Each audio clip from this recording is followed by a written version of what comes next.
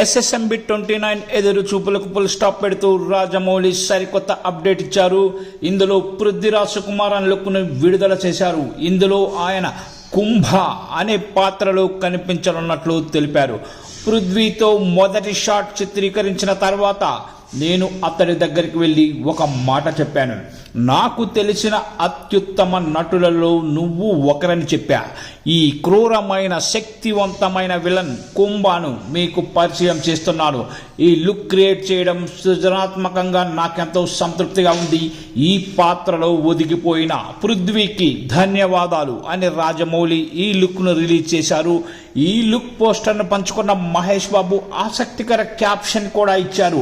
నేను అవతలి వైపు ఉన్నాను, ఈ కుంభతో నేరుగా కలిసే సమయం ఆసన్నమైంది అని రాశారు.